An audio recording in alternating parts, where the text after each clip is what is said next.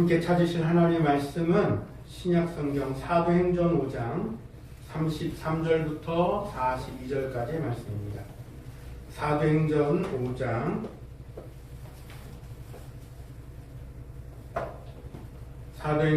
33절로 42절까지의 말씀. 찾으신 줄 알고 제가 말씀 봉독합니다. 그들이 듣고 크게 노하여 사도들을 없이 하고자 할세 바리새인 가말리엘은 율법 교사로 모든 백성에게 존경을 받는 자라. 공회 중에 일어나 명하여 사도들을 잠깐 밖에 나가게 하고 말하되 이스라엘 사람들아 너희가 이 사람들에게 대하여 어떻게 하려는지 조심하라. 이전에 드다가 일어나 스스로 선전하며 사람이 약 400명이나 따르더니 그가 죽임을 당하며 따르던 모든 사람들이 흩어져 없어졌고 그 후 호적할 때에 갈릴리의 유다가 일어나 백성을 꿰어 따르게 하다가 그도 망한즉 따르던 모든 사람들이 흩어졌느니라. 이제 내가 너희에게 말하노니 이 사람들을 상관하지 말고 버려두라. 이 사상과 이 소행이 사람으로부터 났으면 무너질 것이요 만일 하나님께로부터 났으면 너희가 그들을 무너뜨릴 수 없겠고 도리어 하나님을 대적하는 자가 될까 하노라 하니 그들이 옳게 여겨 사도들을 불러들여 채찍질하며 예수의 이름으로 말하는 것을 금하고 놓으니 사도들은 그 이름을 위하여 능력받는 일에 합당한 자로 여기심을 기뻐하면서 공회 앞을 떠나니라. 그들이 날마다 성전에 있든지 집에 있든지 예수는 그리스도라고 가르치기와 전도하기를 그치지 아니하니라. 아멘. 오늘 말씀을 통해서 우리들 이름에 합당한 생활이라고 하는 말씀의 제목으로 은혜 나누기를 원합니다. 교회가 세워지는 모든 일들 가운데 교회의 주된 사명이 사업이 무엇인가에 대한 부분들은 우리 너무나도 익히 잘 알 수 있으리라 생각합니다. 교회 사업이 뭘까요? 돈 버는 거가 아닙니다. 물론 교회가 돈 버는 것도 아닙니다만 그래서 사회에서도 뭐라고 구분하느냐면 비영리 단체다. 비영리 단체로 구분합니다. 돈을 버는 것이 목적이 아니다. 돈 벌 일도 없다라는 것이 비영리라는 것으로 합니다. 따라서 사회에서도 우리를 교회를 구분하기를 사람들을 돕고 사람들에게 희망이 되어지는 그것으로서 인식함이 마땅하고 또 그렇게 인식합니다. 그래서 교회에서 연말이 되면 연말정산서 같은 것들을 띄면 종교단체에서 띄어가면 그동안 냈었던 헌금에 대하여서 혹은 그런 기부금 영수증을 가지고 갖다가 회사에서 원하는 그 양식에 맞춰서 갖다 내면 그 일부를 다시 돌려받는 그런 일들도 있게 마련입니다. 이유가 무엇이에요? 좋은 일을 했다라는 것에 대한 보답인 거예요. 보상. 그런 일들로 인하여 볼 때에 교회는 육체적이든 세상적이든 영적이든 통합하여 얘기한다고 한다면 생명을 살리는 것이 교회의 일이다 라는 것이 교회로서의 사명이다 라는 것입니다. 그러니 교회가 교회로서의 사명, 즉 생명을 살리는 일들 가운데 우리 교회가 서 있는 줄로 믿습니다.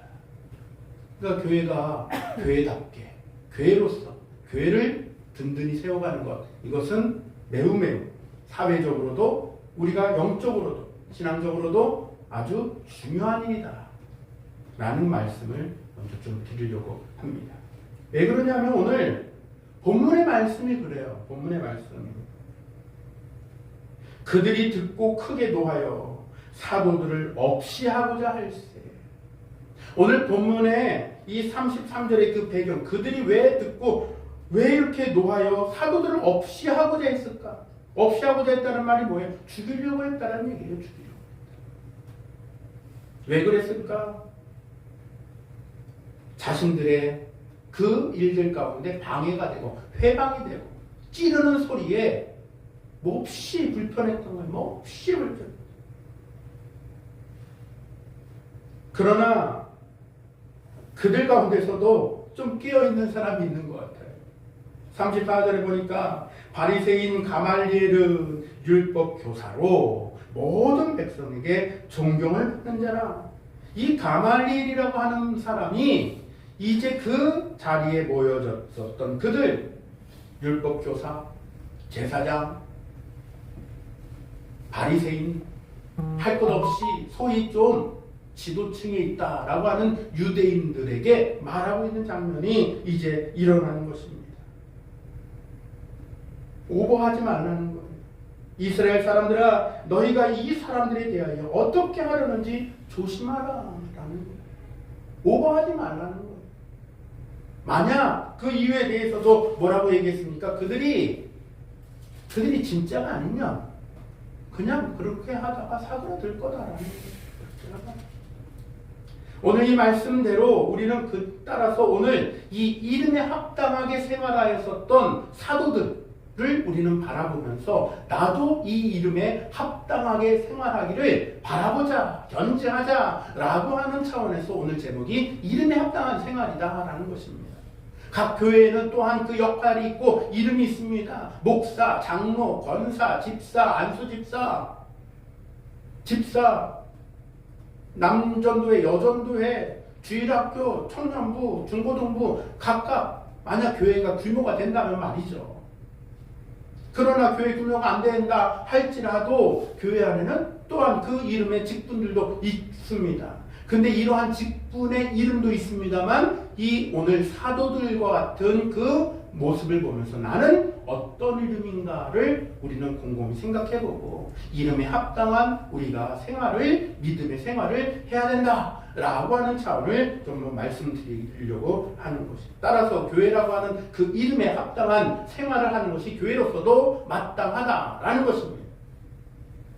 어떤 사람이 예수님을 꼭 한번 만나보기를 엄청나게 소원했어. 사실 우리 여기 앉아있는 우리 모두가 예수님 만나기를 원합니다. 저도 어렸을 적에 이 주일학교에서 찬양할 때도 혹은 저도 주일학교 사역을 하면서도 그런 찬양을 했던 적이 있어요. 예수님 맞을 준비됐나 이런 찬양이었어요. 그래서 예수님을 만나보고 싶다라고 하는 그 아이들의 동심과 그 마음들 가운데 예수님을 싣는 찬송들이 어린이 찬송에서도 많이 있었어요. 진정 거듭났나요? 예수님 피로 이러면서 말이죠. 그러니까 예수 믿고 교회 다니는 사람이다 라고 한다면 아마도 누구나 할 것 없이 때때로는 아닐 수도 있겠습니다만 예수님을 만나기를 소원하는 것, 소망하는 것, 이건 아마 자연스러운 일이라 생각합니다. 그런 마음의 소원이 있었던 사람이 있었어요. 어느 날 그 소원이 이루어져서 예수님께서 그의 꿈속에 나타났습니다. 내일 몇 시쯤 너의 집에 방문하겠어 라는 약속이었어요. 그 사람 너무나 기뻐갖고 어쩔 줄 몰랐습니다. 예수님을 맞이할 준비를 아주 열심히 잘했습니다. 이윽고 약속한 그 시간이 되자 초인종이 띵동 하고 울렸습니다. 설레는 마음으로 나가봤더니 예수님이 자기가 생각했었던 그 예수님의 방문이 아니었어요. 문 앞에는 웬 거지 할머니가 썩하니 서 있었던 것이었습니다. 남루하고 냄새나고 말이죠. 머리는 헝클어뜨린 그런 거지 할머니가 문 앞에 이러고 쭈그러고 서 있는 것이었습니다. 그 모습을 보자 그는 짜증과 화가 막 불러 올라왔습니다. 그리고 할머니를 내쫓았어요. 그런데 그날은 아무도 오지 않았습니다. 저녁 꿈속에 나타나신 예수님은 약속을 어긴 것에 대해서 이 사람은 예수님께 항의하기 시작했습니다. 그랬더니 그 예수님께서 꿈속에서 이런 말을 하시는 거예요. 나는 약속한 시간에 너를 방문했어. 그런데 문 앞에서 쫓아낸 것은 너가 아니야? 라는 음성이 돌아왔다는 그런 얘기입니다. 우리가 생각하는 이유, 우리가 생각하는 예수님은 어떤 모습일까? 예수 그리스도를 여러분 사랑하십니까?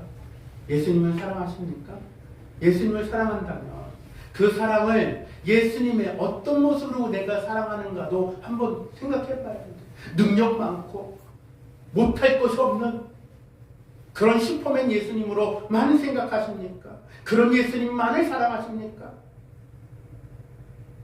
말씀을 선포하는 멋있는 군중들을 5천 명이나 앉혀놓고 먹을 것을 500명의 기적을 베푸셨던 그 능력을 베푸시던 예수님만 상상하며 사랑하십니까? 아니면 멸시받고 천대받고 매 맞으며 침뱉음을 당하였던 십자가를 지고 가던 그 예수님, 남이 가지 않았던 그 십자가의 길, 고난의 길, 죽음의 길을 걸어가신 그 예수님을 사랑하십니까?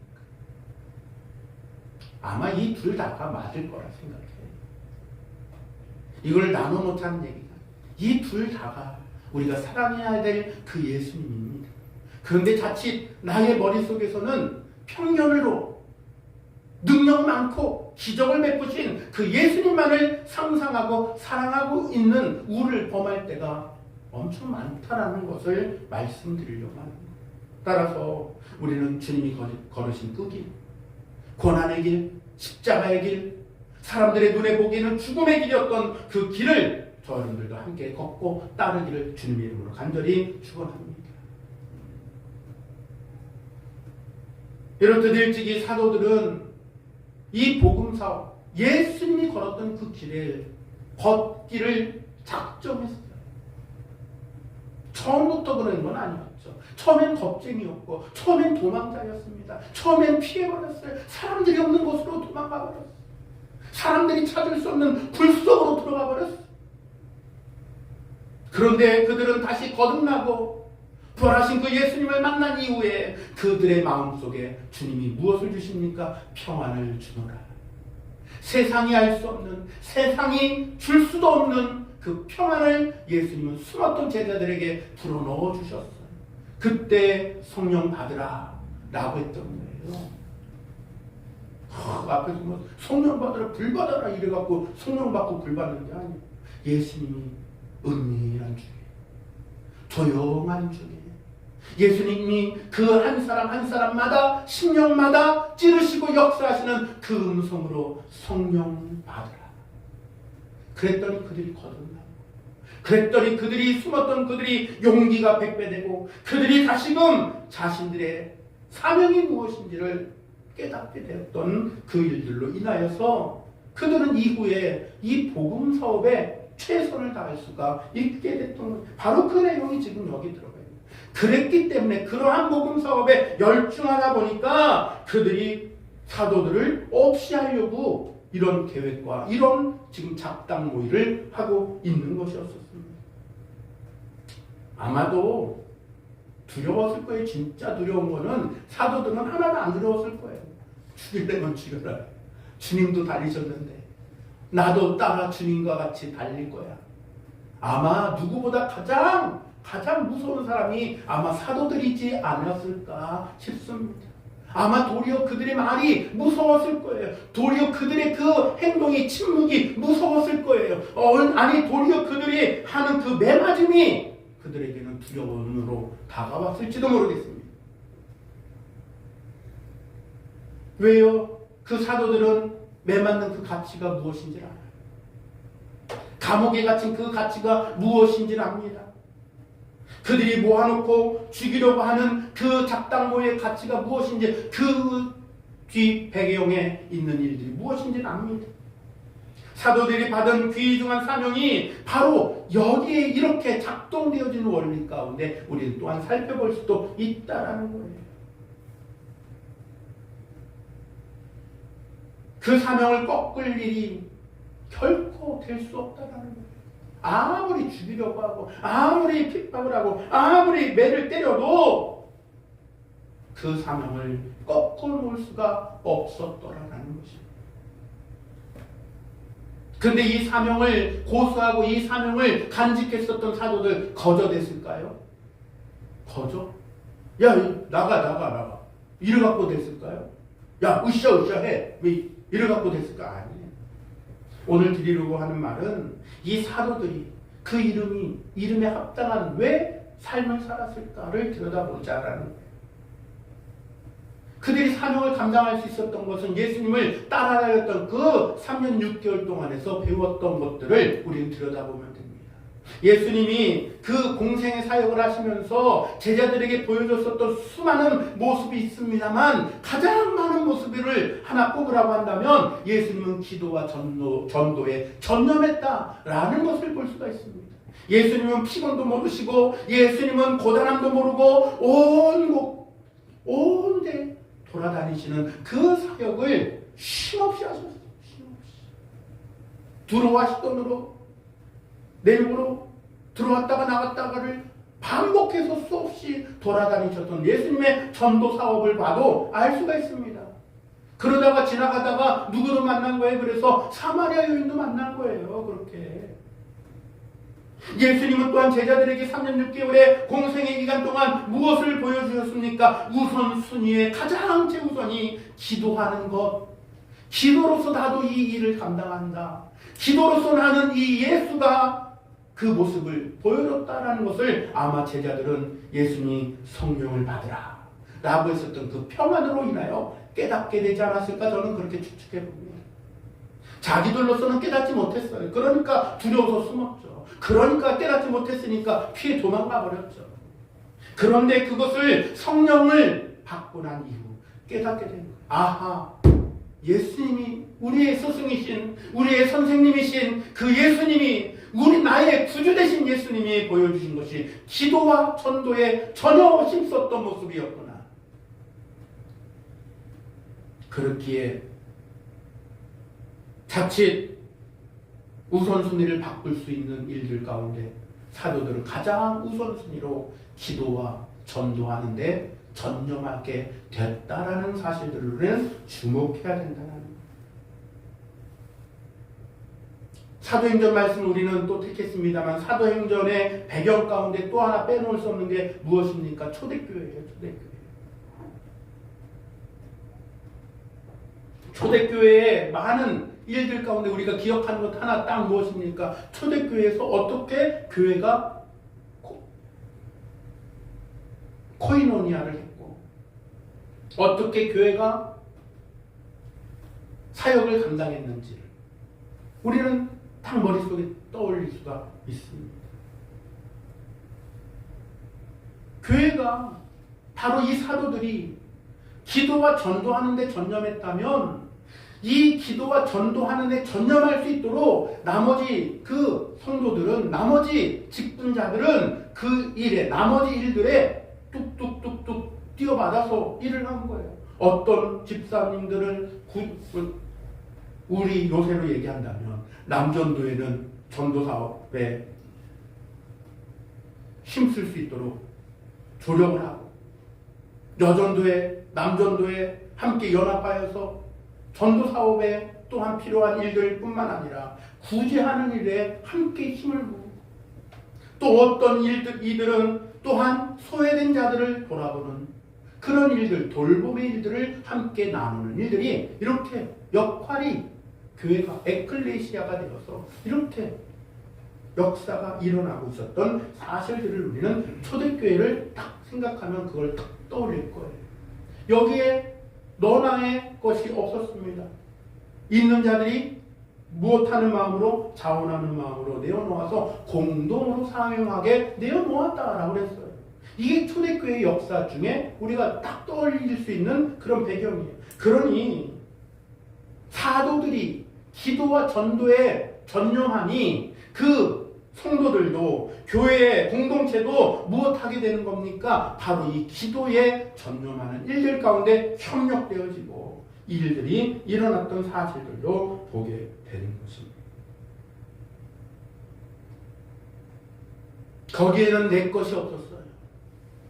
거기에는 나의 희생, 거기에는 주를 위하여서 내가 드림이 마땅하고 즐거움이었어요. 기쁨이었어요. 누가 억지로 갖다 내라고 한 적이 없어요. 그런데 그 기쁨이, 감사가, 열정이 녹아지고 그 안에 들어가지니까 그것이 그 안에서 꽃을 피우게 되는 초대교회의 역사들이 일어났던 사실들은 우리는 잘 볼 수가 있는 것입니다. 사도들의 이 사역은 개인의 사업이 아니었습니다. 하나님 나라의 사업이었습니다. 신적 사업이라고도 얘기할 수가 있겠습니다. 그 일을 위해서 그들은 목숨을 내놨어요. 그렇게 희생을 했습니다. 그 목숨을 내놓고 일했던 그 일들로 인하여서 밤낮으로 기도하는 일들 가운데 사도 바울은 말하였습니다. 내가 교회를 위해서 밤낮 기도합니다. 다른 사도들 역시나 마찬가지였습니다. 예수님이 보이셨던 새벽 미명에 나가 기도하셨고 저녁 늦은 시간에 산에 올라가 기도하셨던 그 모습과 같이 하나님의 말씀만을 전하고 하나님의 말을 또한 증거하는 이 일들을 위하여서 그들이 함께 기도하는데 전혀 힘썼다라는 사실들도 우리는 보게 되는 것입니다. 많은 교인들은 신앙에 또한 성결하고 아름다운 신앙생활을 위해서 누구의 기도가 또한 함께 한몫했을까요? 바로 이런 사도들의 기도가 한몫을 한 것입니다. 그 모습을 보면서 성도들 자신들도 거룩한 성도로서의 삶을 위하여서 계속한 그 기도의 생활, 계속적인 거룩한 기도의 생활들을 성도들도 함께 했으리라 생각합니다. 사도들이라고 그냥 뭐 고상한 말이나 해야 되는 그런 설교만 한 게 아니에요. 팔 걷어붙이고 바지 걷어붙이고 또한 그 일들 가운데 함께 동참하기도 했습니다. 그러니 당시의 사도행전을 배경으로 하고 있기 때문에 당시의 초대교회를 생각해 본다고 한다면 그 공동체는 거룩한 하나님의 백성들이 가득한 일들이 일어나는 것, 아니 어쩌면 당연한 것일지도 모르겠습니다. 심지어는 어떤 일들도 일어났습니까? 사도가 일어서서 설교 한 번 할 때에 4,000명이, 5,000명이, 3,000명이 믿는 역사가 일어났었다라는 사실들도 우리는 보게 되지 않습니까? 무엇이 만들어낸 역사입니까? 기도가 만들어낸 역사예요. 기도가 그들을 더욱더 단단하게 가능하게 만드는 역사였다라는 것을 우리는 알 수가 있습니다.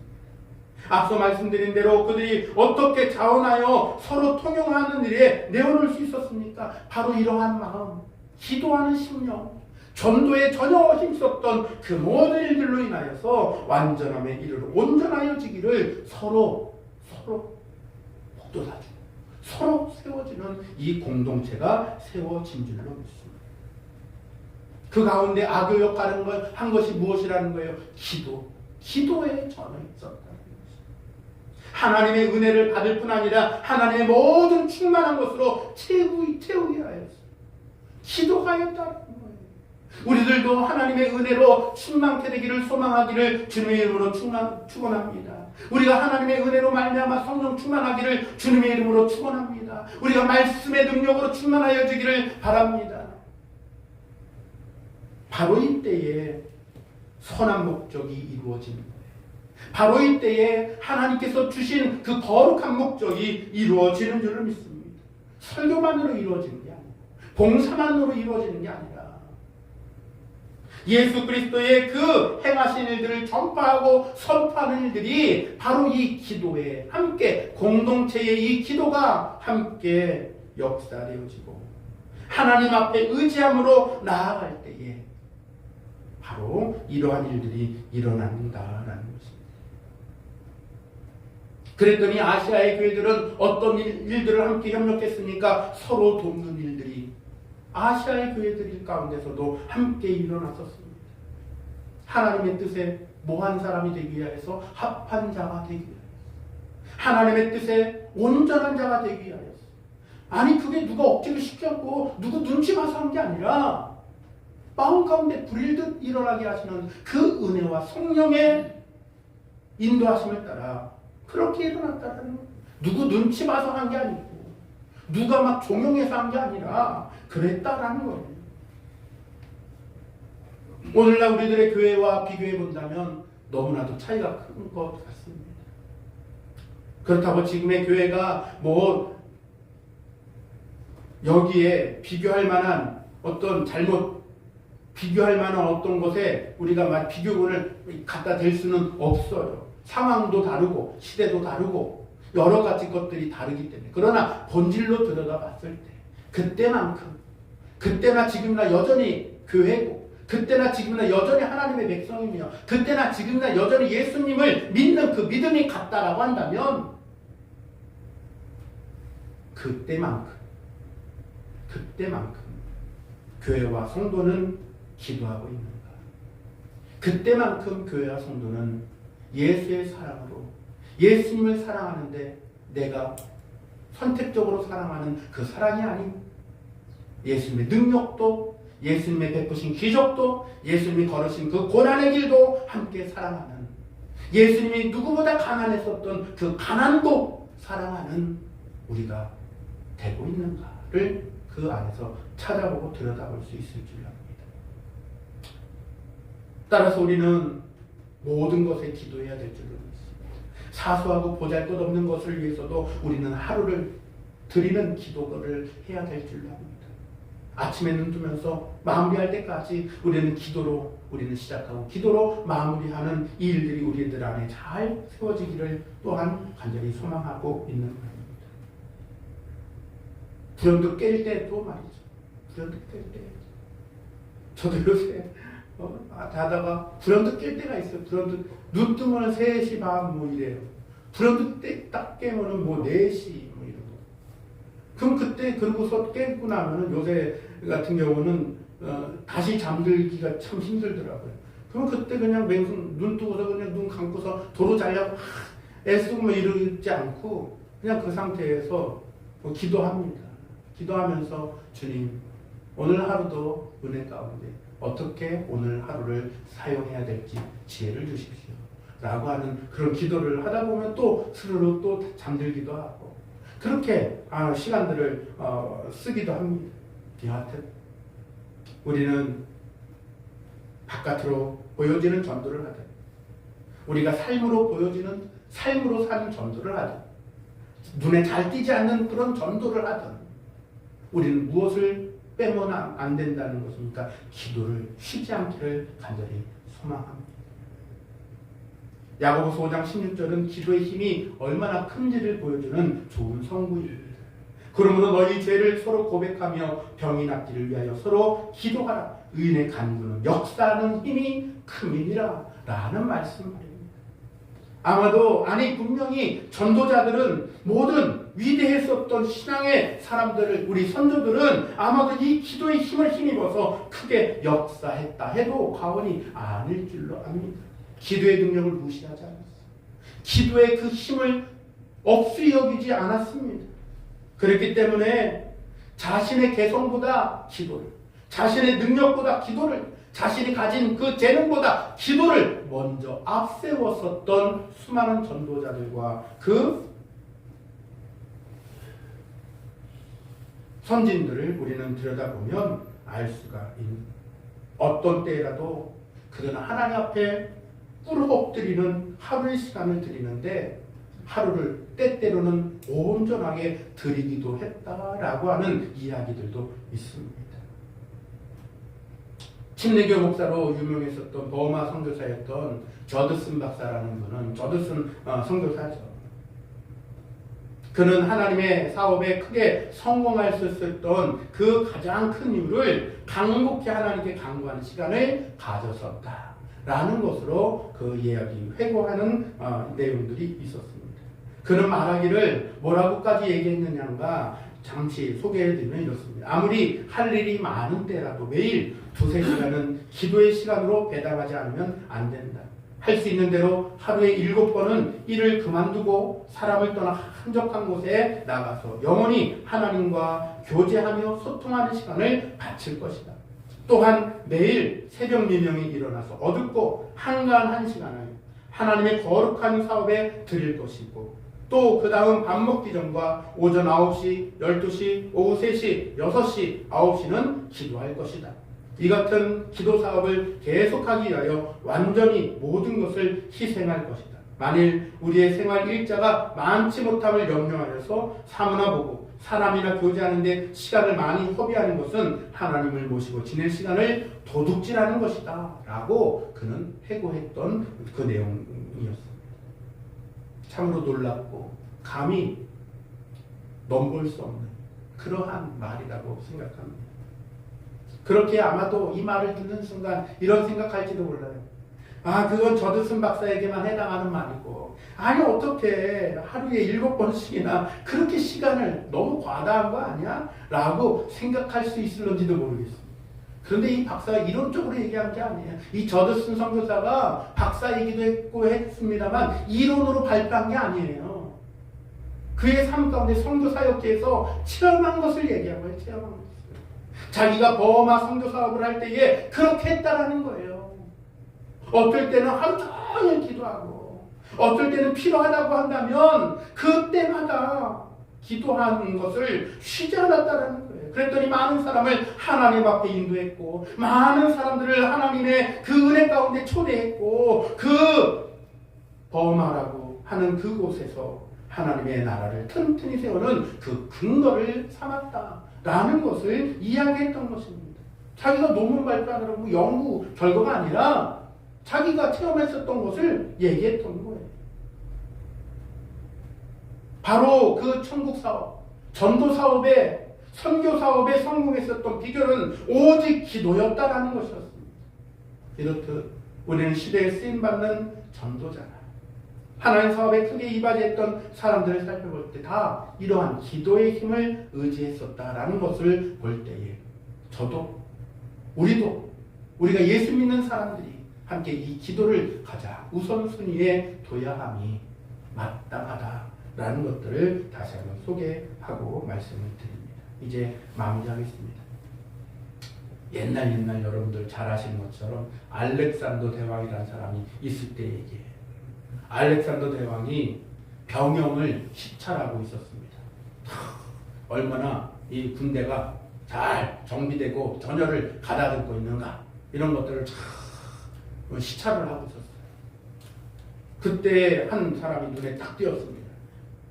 다른 사람들은 열심히 투구도 닦고 창도 막 갈고, 이 창 손잡이도 어디 막 금간대 없는가 막 이런 것도 한번 살펴보고 막 이러고 있는데, 혼자서 게으름을 피고 있는 한 병사가 눈에 딱 띈 거예요. 그러자 다가가서 알렉산더 대왕은 막 물었습니다. 내 이름이 무엇이냐? 라고 딱 물었습니다. 그러자 이 병사가, 게으름을 피우던 이 병사가, 저 알렉산더입니다. 대왕은 깜짝 놀랐어요. 재차 확인하면서 내 이름이 무엇이냐? 알렉산더가 제 이름입니다. 라고 얘기했습니다. 같은 대답을 듣고 알렉산더 대왕은 이렇게 병사에게 말했습니다. 내 이름을 고치든지 알렉산더의 이름에 맞도록 너의 행동을 고쳐라. 라고 하면서 그곳을 지나갔더라 라는 얘기였습니다. 저 여러분의 이름은 그리스도인입니까? 지금도 그리스도는 저 여러분들에게 명령하고 있습니다. 내 이름을 고치든지 내 이름에 맞도록 너의 행동을 고쳐라.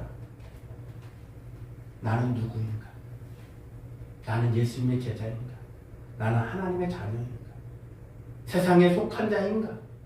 세상 사람들이 나를 보며 내가 믿는 하나님을 본다라고 했습니다. 사도행전 11장 26절 하반절에 보니까는 제자들이 안디옥에서 비로소 그리스도인이라 일컬음을 받게 되었더라 라는 말이었어요. 스스로 붙인 이름이 아닙니다. 사람들이 그렇게 불렀다. 우리들도 함께 그리스도인으로서, 하나님의 자녀로서의 이름에 합당한 생활을 우리가 하기를 간절히